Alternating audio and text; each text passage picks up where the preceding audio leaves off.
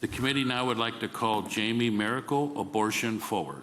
Chair Romanchuk, Ranking Member Liston, and members of the Senate Medicaid Committee, thank you for accepting my testimony in opposition to House Bill 96.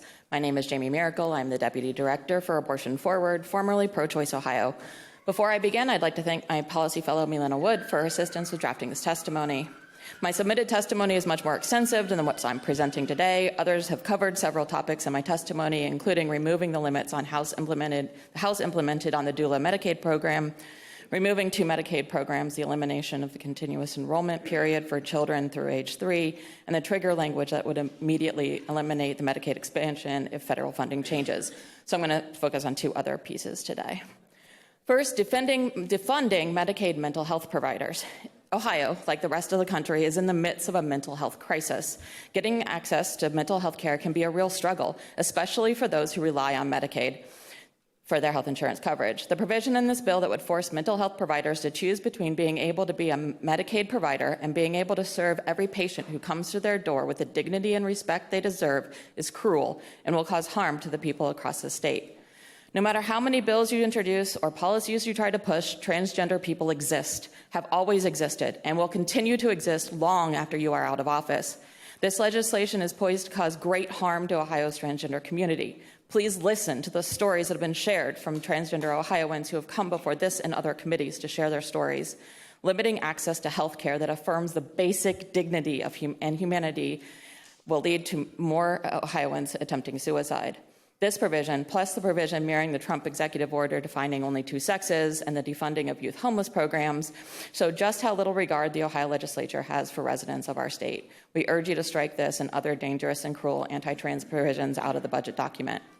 Second, the Medicaid ban on diversity, equity, and inclusion. The House proposal also includes language that bans the Department of Medicaid from using diversity, equity, and inclusion in its work. The lack of definitions around this prohibition could mean leaves the department without clear guidance on what they can and cannot do, increasing the likelihood of over-enforcement to ensure compliance.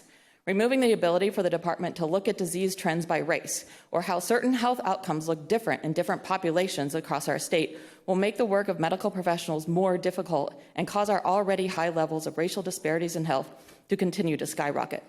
The desire for colorblind practices often stems from the idea that discrimination simply won't exist if we don't acknowledge differences. In practice, however, colorblind approaches to medicine often yield poor outcomes for the relationship between the medical professionals and their patients, and patient health outcomes in general. Trying to appear more unprejudiced by acting as if we don't notice race, despite automatically seeing race, makes white practitioners appear more uncomfortable, anxious, and less friendly when working with patients of different races than their own. Colorblind approaches to healthcare do not promote equity and genuine understanding or cultural competency. Black women are almost 4 times more likely to die while giving birth than white women. Black infants are 2 to 3 times more likely to die within their first year of life than white newborns in the U.S. Withholding potentially life-saving strategies and approaches to medicine for the sake of avoiding the imaginary horrors of DEI is bad practice and unjust. We need the presence of positive forces like diversity, equity, and inclusion to give us the foundations for true relational equality. This budget language actively keeps us from accomplishing that goal. Thank you for your time today.